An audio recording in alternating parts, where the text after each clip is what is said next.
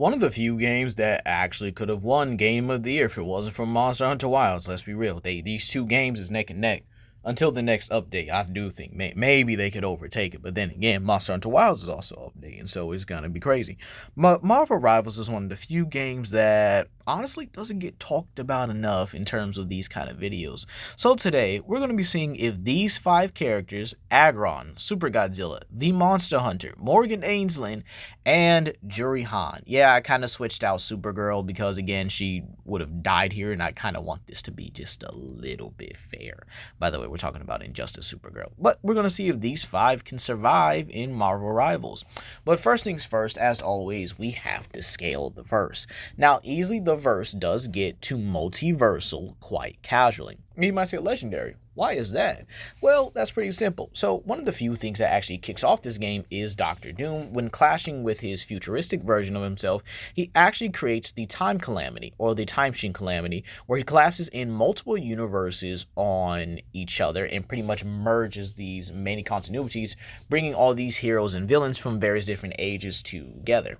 So all these heroes also scale to each other. So even someone like Black Widow can harm, in terms of her AP, can harm someone like the Thing. I know it's absolutely crazy, but one of the few characters that is a catalyst scaling character, or a scale point, if you will, is Scarlet Witch. Now, Scarlet Witch is confirmed to be the most powerful chaos magic user in the universe, and we also have this quote we need to talk about. I'm told that magic of yours could be the key to saving us all, young lady. To be fair, it could also rip the time stream to shreds if I am not careful. I have faith you won't let that happen. I hope you do too. Glad to see you're still the same. So y'all heard that, right? Wanda's magic could easily tear apart the time stream if she just isn't careful. Again, meaning if she has just like a casual, you know what, F this moment, she could tear apart the entire time stream. Meaning that this will put her at multiversal quite casually. And then we have the sheer fact that she's also been able to tear apart the borders of Limbo to actually go and get Magic, who also rules over this domain, meaning that Magic herself would be a universal being as just a lowball because of the borders of Limbo, and that she is known to be the ruler over this entire universe. So Scarlet Witch and all these, other characters that scale to her obviously have the same attack potency. However, we also have to talk about another one, that being Radatonsker. Now, Radatonsker was the tender of Yggdrasil, the World Tree, a tree that basically holds the 9 realms, which exist on a quantum level.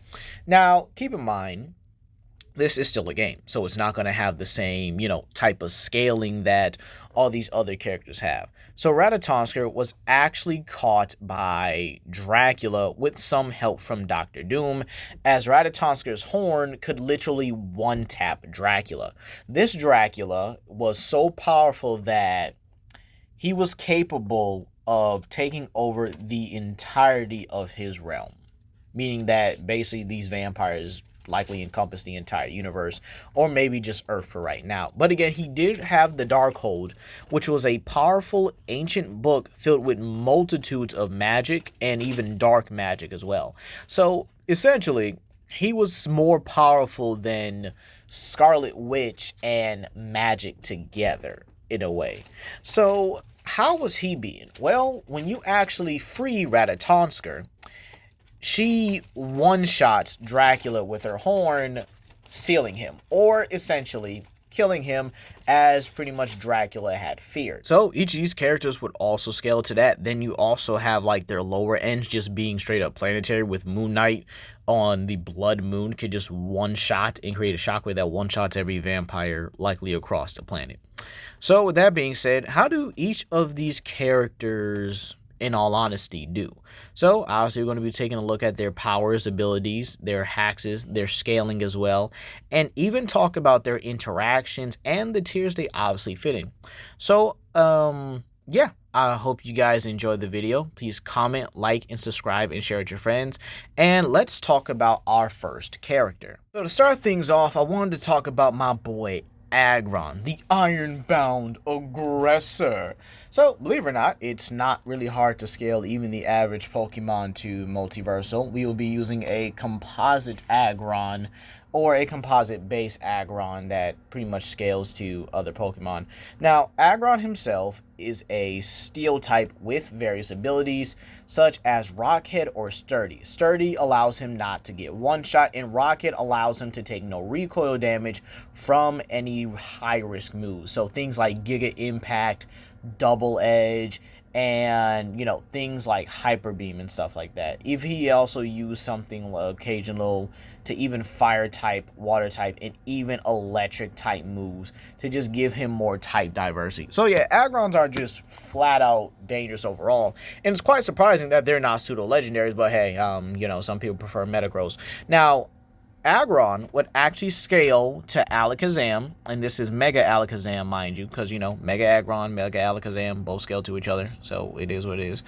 With Alakazam actually having the psychic power to be able to merge two universes. These universes are infinite in size, mind you. So again, Alakazam being able to do this with a psychic power, Aggron being one of the few Pokemon that can combat this pretty easily. Yeah, let's also talk about it. Now, for his basic moves, Metal Claw would easily be his melee move. And then, as for his more versatile moves, I would give him Metal Sound. Okay, that would be his first move, as this one lowers the opponent's defenses and actually bypasses their durability in order for them to get a damaging move. Then we have Flash Cannon, which would actually be a detrimental move, and I think that would also be a good one. Now, as for like any other versatile moves, I could definitely see things like Iron Head, maybe Double Edge as well, could easily be a charge move that just slams into the opponent and just sends them rocketing back into the wall. So basically the hit, the initial hit would do damage, and then the impact to wherever they go would actually also cause damage. But however, for an ultimate, right, I would actually utilize Heavy Slam. Now, Heavy Slam could easily be an AoE type of attack where if the whole team is cluttered in a close domain, could deal not only significant, but even take out a lot of the more strategist and duelist members of the team. So in all honesty, that would actually be a pretty good move. Now, obviously, Aggron easily fits the tank category. And believe it or not, in terms of social interactions, I don't think that'll be many. But I do think that in terms of gameplay-wise, he would be a great counter to the Hulk. Now, what's the one thing that actually annoys the Hulk or annoys people about the Hulk? Those force fields. He's already a tank, and then you just add more durability. So what if Aggron can use Metal Sound and just straight up nullify Hulk shields? Like, imagine he can just nullify all the durability increases of the opposing team by using Metal Sound, which I would probably have be an AoE attack with everyone that's just, in the room, which would be overpowered in all honesty. But again, it does have like let's say it's similar to kind of like Hela, has a 10-second cool off, So obviously it's not going to just be super overpowered. But again, Aggron would be a great counter to the Hulk. And in all honesty, I think it would be interesting if they use Metal Sound, right? But it also increases the durability of your team, but nullifying the durability of the other team. Meaning that your team basically gets a special defense boost, while the other team gets their defenses just cut in half completely. And so, in all honesty, that would actually do it for Aggron. I mean, just think about it, right? Imagine him using Heavy Slam just to body anybody, and it's just, like a whole steel nuke. Now, as for like interactions or any like combo moves and stuff like that, I could definitely see Aggron working with Magneto. Now, the reason why I'm saying that is because it's very simple. Steel type, steel or metal manipulator. It's tomato or potato. You guys get what I'm saying? Magneto's ultimate, or basically his, his boosted ability or his synchronization ability, could actually be that instead of him utilizing a sword, he could actually get a special move boost to where he can actually have a much wider AoE attack, or he's pretty much his damage is just more, I guess you could say, out there. It's more dispersed, and it's not much, but you also give Magneto like a shield boost or a defense boost as well, to where he's able to kind of like shield Aggron, or he can also perform the Flash Cannon. I do think that would be pretty interesting just to see Magneto like pull out one of his hands and he just opens up with a flash cannon. As for like best friends, Jeff, King Von himself, Jeffy. I think it would be very interesting to see Jeffy kind of like just talking to Aggron, and then they could also have their own combination where Aggron just uses surf. I think that would be like the funniest thing. Like you have Jeff and his synchronization being surf, and then Jeff could just somehow use like a miniature version of Heavy Slam, or he just gets like a Iron Head type of attack. So in all honesty, Aggron does great.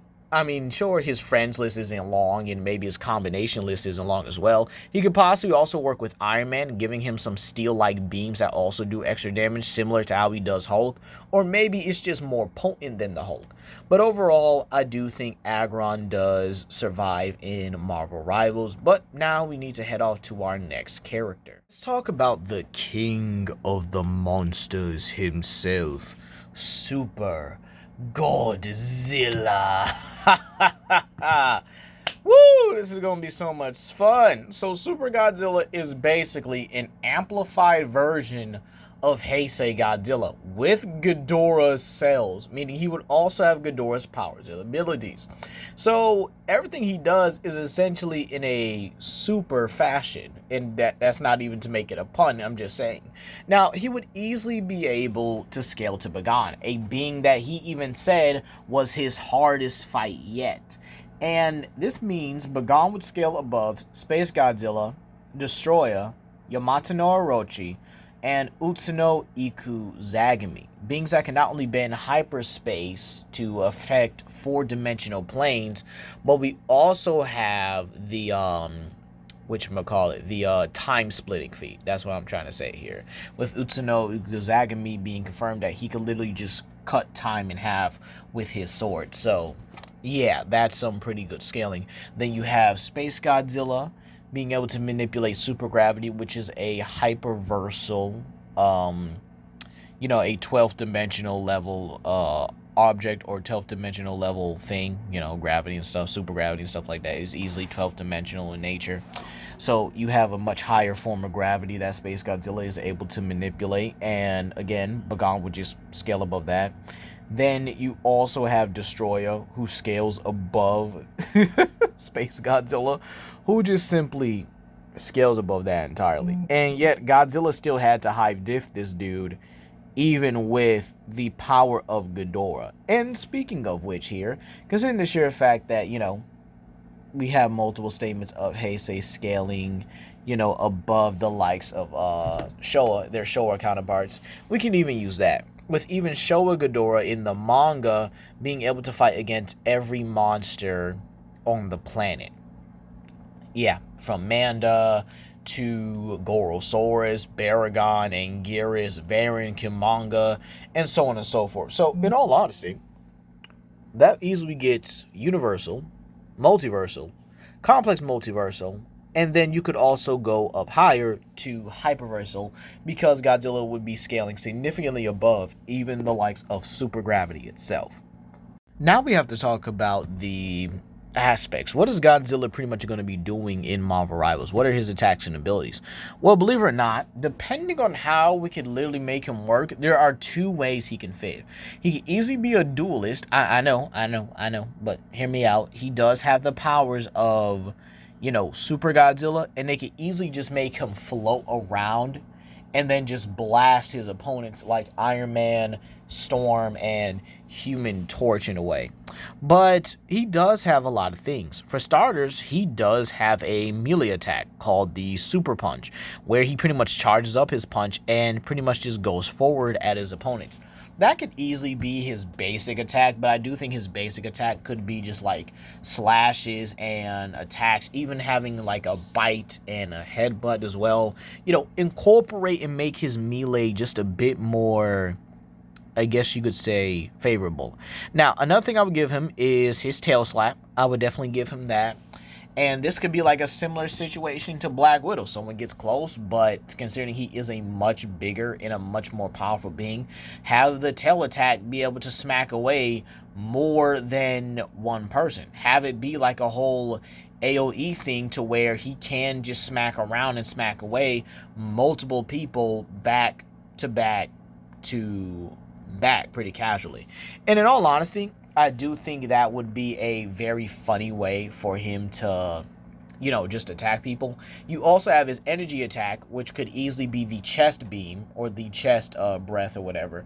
But as for like a special move or a special ability or like his ultimate, I would give him Ghidorah's gravity beams. Have these be like a full forced final flash type of thing, or maybe that could be his third basic move, right? As I do think the super punches could be his casual melee attack, and then his ultimate could easily be a AoE nuclear pulse. Right then and there. It's just set in stone. I mean, come on.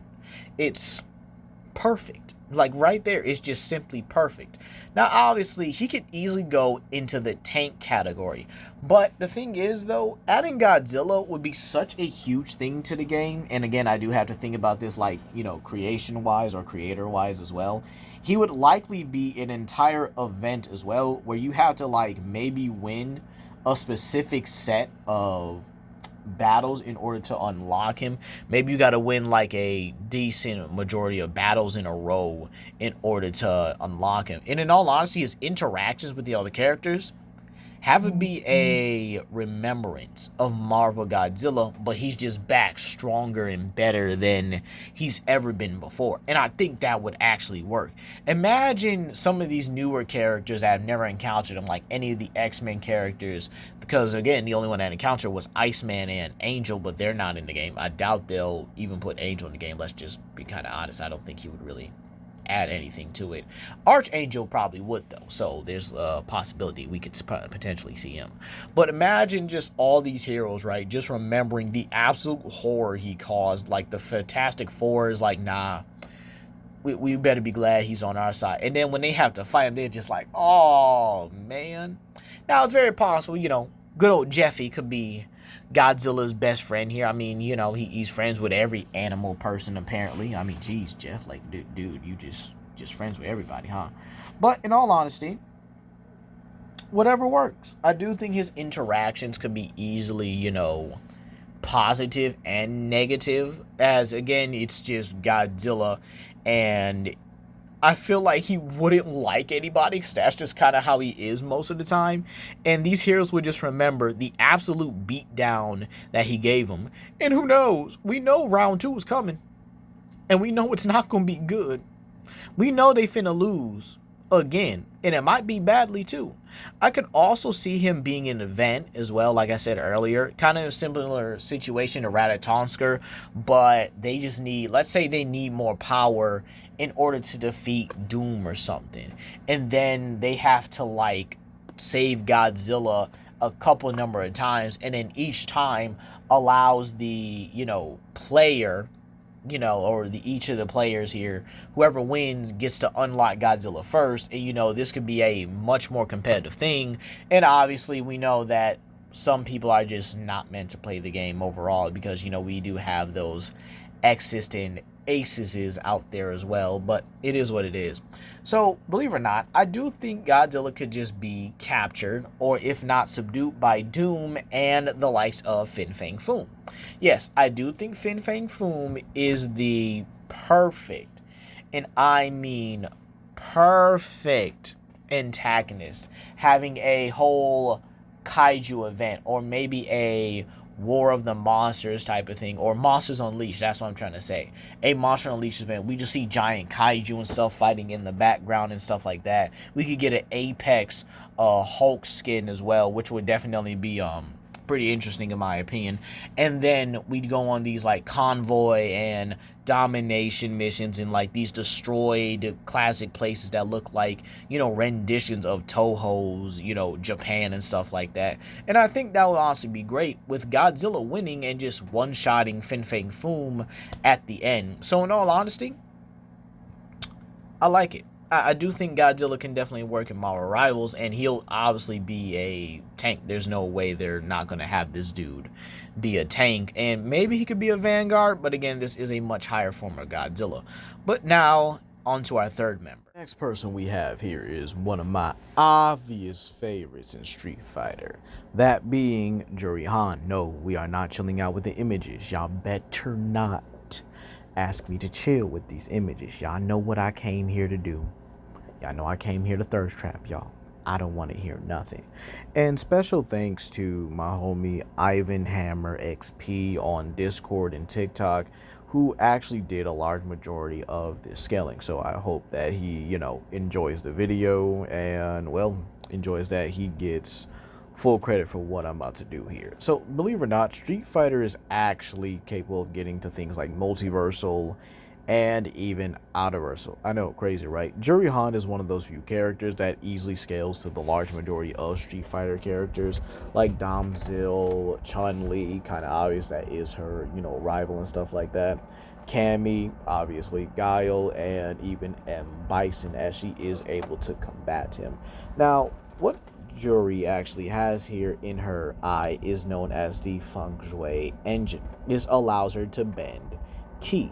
Now, this key allows her to do a plethora of things. She can amplify her attacks, she can easily increase her speed, and even cause massive and powerful key blast, if you will here, or chi, whichever one they really want to call it, to just blast from her body. She can create explosions, force fields that can stop bullets cold, and even large AoE attacks. Now, when it comes to the scaling of Street Fighter, we also have to note that the universe is infinite in size, with there even likely being other realms within their universe. This is important because the crossover between Street Fighter and Darkstalkers is actually noted to be canon, and, well, the Magi realm is one of the few realms that also scales to them as well, or is at least likely a part of the Street Fighter universe, and is likely just a whole entire multiverse entirely, which isn't surprising because Capcom, I believe, in the Mega Man and Sonic crossover, does state that they do have multiple continuities together, meaning that Capcom in general might be a multiverse. Now, we do have characters like Damzil, which could easily break through space and time with his fire breath. We have characters like the Psycho Power, or characters that use Psycho Power like Rose and M. Bison, who are also capable of harming and threatening this infinite-sized universe. And keep in mind, these characters were also able to go toe-to-toe with the likes of Morrigan Aensland. Now, again, Morrigan was toying around and holding back with a large majority of the characters, because, again, that is pretty much her character and her nature. And Juri, believe it or not, is similar to her in a way. She does toy with her opponents, but she does want to get a very good fight out of it. This is one of the few aspects that makes Juri, well, Juri. And what actually this means here is that while there are, more things to go into Street Fighter, you can easily get these guys to multiversal, because they are surpassing not only their universe, but competing with beings that can even destroy the Magi universe, which is noted to be infinite in size and beyond the likes of space and time. So, with that being said, and with Juri's powers and abilities, how does she fare against the Marvel Rivals roster? Now, while I do think she may be the more challenging of the group, she easily fits into the category of duelist, okay? Now, as for her basic attack, obviously she's going to be a melee specialist, similar to how Iron Fist and somewhat Magic are. I know Magic is a melee specialist, but she still has a blast attack at the end of the day, and even a demon summoning ability, so it's very interesting. Now, easily, I can definitely see the Feng Shui engine in her eye, granting her a lot more powers and abilities. Her first one can easily be like a shield that she can at least put around herself.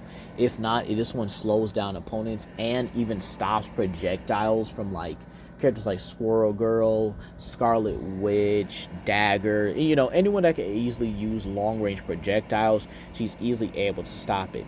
Then you pretty much have her physical ability. She can easily amplify her chi in order to deliver rapid fire kicks, similar to how Iron Fist. So that would actually be a very good counter to Iron Fist, or pretty much a competitor with Iron Fist, so that people could be like, dang, am I going to use Juri or am I going to use Iron Fist? You know what I'm saying? And I do think this will also be interesting for her final attack, is just a huge, AoE sweep or an amplified kick that just simply harms multiple people. Kind of similar to how Iron Fist does it, except it has a much more wider radius. Now, obviously, like I said, she fits in the duelist category. Now, what are her interactions going to be like with some of the other characters? Well, believe it or not, I think the best one I could really give her, because again, Juri's personality with the other Street Fighter characters is a bit more fleshed out. In all honesty, I could see her interacting with characters like Iron Fist, and I think it would be like and honestly, a friendly rivalry, if you will. And believe it or not, they can easily get a synchronization from each other, with Iron Fist likely having the ability to manipulate Juri's ki and vice versa. Maybe Juri is able to use Iron Fist's own, Iron Fist technique, kind of like Ryu did in the Marvel vs. Capcom 3 in his ending, where he actually learned the Iron Fist and used it against Akuma. Other characters I can see is like interacting with Luna Snow, because they're both from Korea. And yeah, I'm not even kidding. Juri is Korean, so that's how the game is. That's how the game is. Don't blame me. If you guys want to look it up for yourself, go ahead. And believe it or not, I think it would be interesting to give, a little bit of a defense to Luna Snow, while also Juri could easily just manipulate a new ice attack, probably similar to how like Pokemon will work. Instead of an ice punch, she could do like an ice kick, which causes the opponent to like slow down rapidly. And I could easily see her being buddies with Loki in a way, as Loki is a bit mischievous in his nature and a bit deceptive, similar to how Juri used to be. And in all honesty, it would be like hard to read each other, to which I would definitely think that would be a very good interaction between them, and kind of just show like, that little bit of camaraderie between them and stuff like that.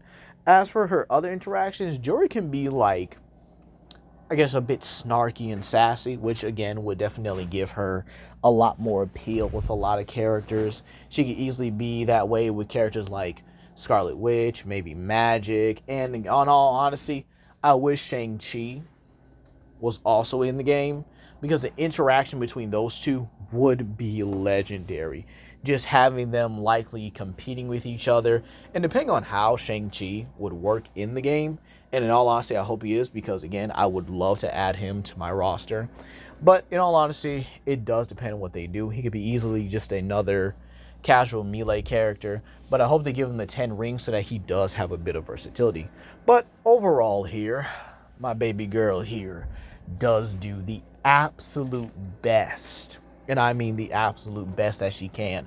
But again, I do think she does struggle a little when it comes down to where she is. And that is because duelists and, some melee specialists do have the hardest time. But I think with her feng shui engine, she is able to get it done. On to everyone's favorite succubus, Morrigan Aensland. Woo-wee! This one is actually one of my easiest, to be honest. I mean, especially interactions. And I might go on a little bit of a tangent here, but you guys are going to see. Now, before we begin, once again, if y'all tell me to chill with the images, I will send this guy right here with a whole anti-kaiju blicky to your house. So y'all better not say nothing about these images. Y'all know what y'all came here for. Y'all knew what was going to happen. So I don't want to hear nothing from nobody. Let's begin with the scaling. Easily, Morrigan Aensland at her full power, obviously we're going to give her everything here, easily scales relative to, or even above on some occasions, Jedha. Now, Jedha is the ruler and the creator of the Magi Realm. The Magi Realm is a dimension that is beyond the concepts of time and space. Now, Jedha also has a feat where it required every Darkstalker in every Street Fighter to stop him when he was going to destroy not only the Magi Kingdom and his own human world, but the Street Fighter's world as well. Meaning he was going to destroy all three universes like that. And just remake them on a whim. Because again, that is just how, Jedha is. He cuckoo for Cocoa Puffs and stuff like that. But again, Morgan does scale to him. Now, Morgan has a plethora, and I mean a plethora of hacks and abilities. She could easily take somebody's soul. And this is because, again, She is a succubus. She's able to shapeshift, okay? She can conjure weapons. She can cast various spells, such as sealing, soul spells. She can even learn and mimic other spells, like in Marvel vs. Capcom Infinity, where she was able to use an amplifying spell just off seeing Doctor Strange do it once. So she's easily a very quick learner as well. Morrigan Aensland also can use just a plethora of weapons. She has swords, knives, spears, even hooks. Okay, yeah, she'll use a hook on you too. And even can deliver powerful basic energy blasts capable of harming characters like Pyron, who is a being made up of living cosmic energy. Okay, so when it comes down to it, she is the top tier of the Darkstalkers. And again, she's also an exceptionally skilled fighter. Keep in mind, she fights in heels and flies and still fights fluently like she's a casual martial artist. Now, how would Morrigan Aensland really fit into the Marvel Rivals roster? Now, this is pretty important because she would easily be a Vanguard or a duelist, whichever one you guys really want to call it. She would definitely be in the same category as characters like Human Torch, Iron Man, and Storm. Almost forgot the beautiful Black Queen herself. However, she could also fit in the same role as Doctor Strange. In all honesty, I don't know where or how she would honestly just maneuver. Now, as for her abilities, I can get that down. Her ultimate, Missile Barrage. Nah, I don't want to hear nothing. Just imagine her flying up and just using a whole bunch of heat-seeking missiles that can hit the entire team. This would be crazy for like flyers as well. Because imagine flyers, or you just have all three flyers like Storm, Human Torch, and Iron Man on one team, and then you just have Morrigan with her ultimate, and she just unleashes a barrage of missiles at her opponents.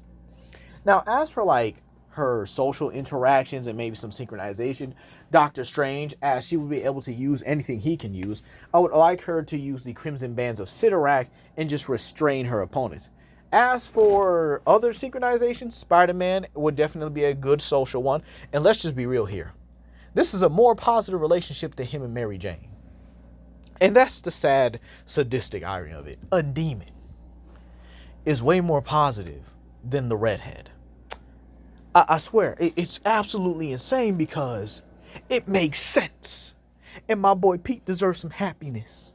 And the crazy thing is, she would give it to him in every which way, and even snatch his soul in both the good and bad ways at the same time. But I don't think Spider-Man would be complaining, in all honesty. I'm just saying. Now, other people she would easily be able to interact with would definitely be characters like Magic, Scarlet Witch, and they would also be friends with her. I could definitely see it. They wouldn't be afraid or, try to like antagonize her or anything. Human Torch definitely is going to be someone to hit on her. I could see Psylocke being wary of her because, again, she is a demon. Then you have Namor. I could definitely see Namor hitting on that as well. But, again, he's just... It's Namor. I mean, it's kind of casual, It's Namor. I mean, the dude got some riz, I'll tell you that. But, again, some women just ain't really with that, it's all honesty. And then, believe it or not, I could see her likely being a bit more sassy, maybe a little preppy, or maybe like royalty, if you will, because she was a queen, or she is the daughter of one of the few demon lords and darkstalkers. So she could easily, have this uptight princess-like attitude that kind of softens when she's around Spider-Man, and she could be very protective of him as well when people insult her. As for other synchronizations, I could definitely see Magic and her having a synchronization to where it could definitely be like a magical, or maybe a boost to Magic's more demonic form, to where she can actually maintain the form for longer periods of time, which would definitely be terrifying to everybody. But again, maybe Morgan can actually feed on this energy and it powers her up a lot quicker. And then we could likely have a moment where if Scarlet Witch and Morgan are able to power up or have their special moves at the same time, kind of like Storm and Human Torch, maybe Morgan can redirect Wanda's special move to other parts of the battlefield along with her special move, or maybe encode her missiles along with Wanda's attack and just dust the entire team. Like, there's going to be some type of synchronization with their special moves. So believe it or not, I think Morgan honestly does, just gets to it quite casually. But now let's head on to the final member of this. Let's talk about the final member of this one. And believe it or not, I might make this a new What If series. Because again, I do like the idea of this happening. The Monster Hunter.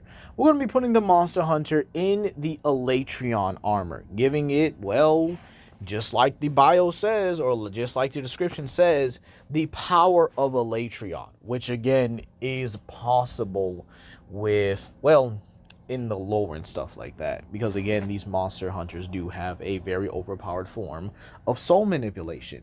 Now, where does the hunter scale? Well, you can easily get him to multiversal, if not complex multiversal.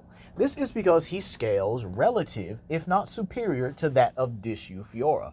Dishu Fiora is noted to be the strongest monster in Monster Hunter, above even the likes of a Zenith White Fatalis. I'm going to say this again. Zenith, White Fatalis, an amped White Fatalis. He's stronger than that. Okay?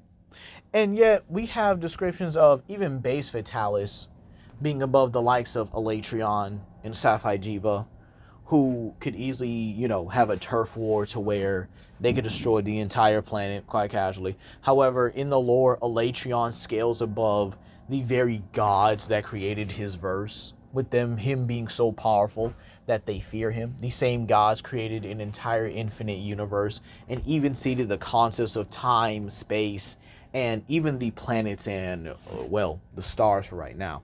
Then you have elder dragons like, Shah Damador, which was able to create the heavens for the world to admire. And yet, Xenojiva is likely capable of killing and even utilizing, or eating, a Shah Damador. So, yeah. The Hunter is very scary. And keep in mind, Crimson Fatalis scales above that. White Fatalis scales above that. Obviously, a Zenith or an Amped Fatalis would scale above that.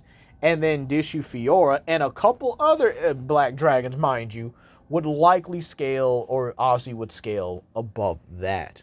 So, believe it or not, the Monster Hunter is going to be my favorite one to use.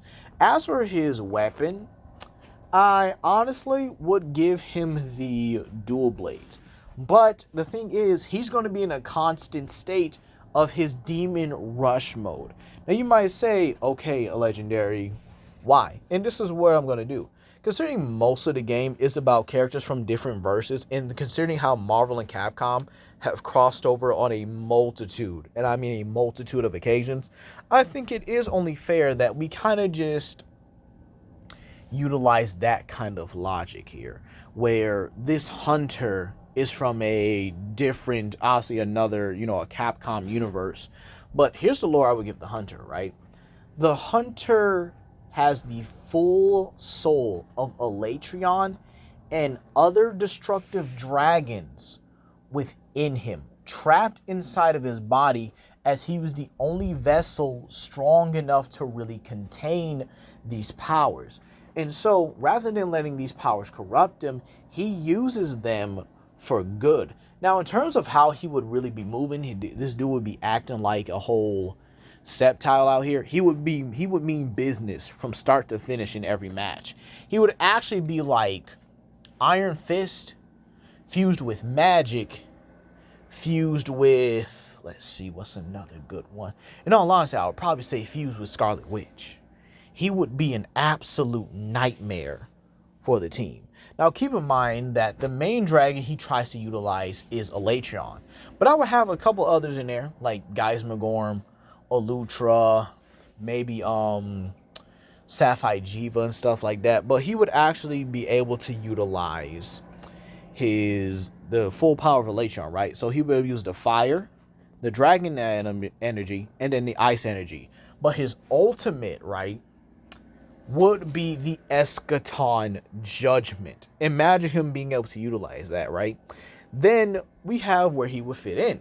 Easily in the duelist category.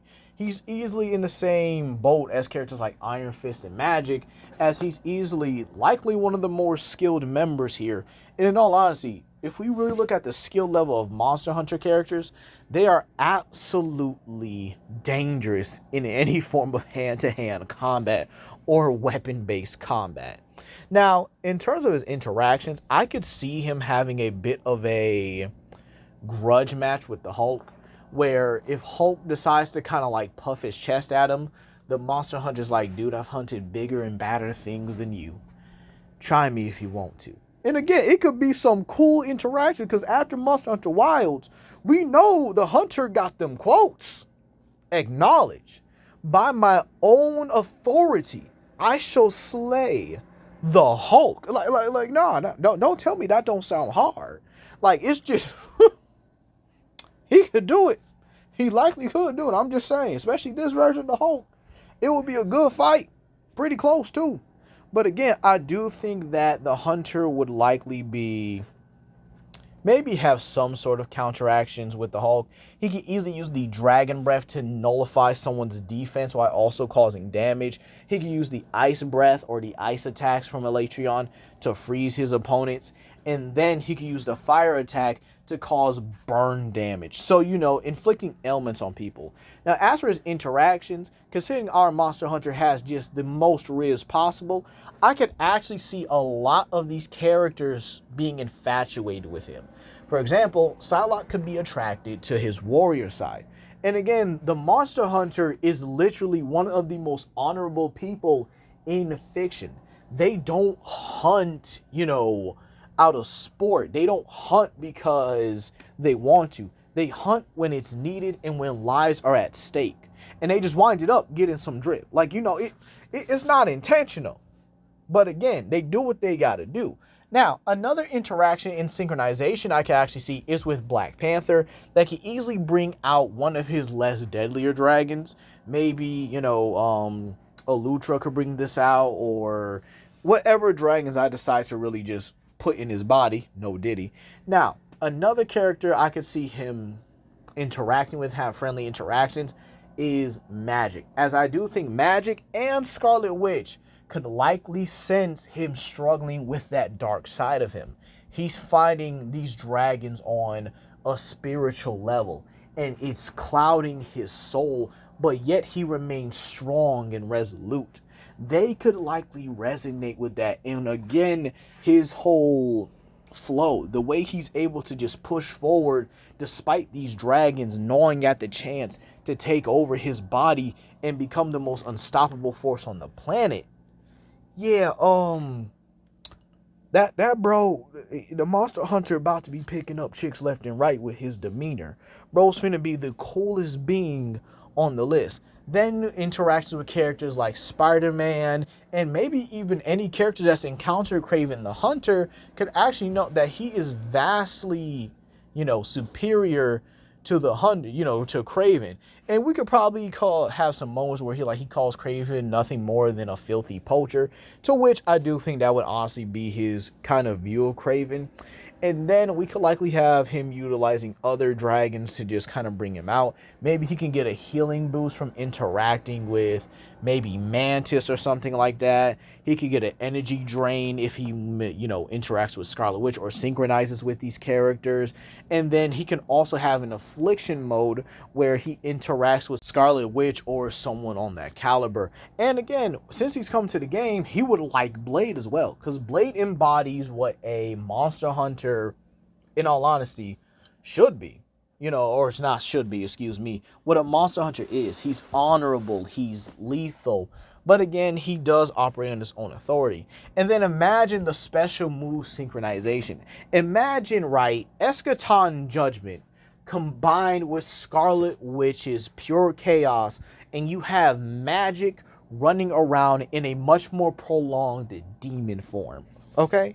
Just imagine that. Imagine seeing the Monster Hunter and Magic along with Iron Fist, right, and maybe even Spider-Man, all walking up on the same, all walking up on the same team, and just straight up about to just unleash absolute hell upon them. But yes, the Monster Hunter would do absolutely brilliant here. But that's going to be all for today, you guys. I hope you guys enjoyed this here. And, well, now we're going to get into some more difficult ones. I'm going to start doing 1-year survivals by doing both the first Dead Island and definitely Dead Island 2. But those will be individual videos for, obviously, new characters I want to introduce and probably give their own debut on this channel. But, hey, that's me all today. And you guys have a blessed day, all right? Peace. And I will be holding a poll for the last 4 What If series I will be working on. All right, so be on the lookout for that. Peace.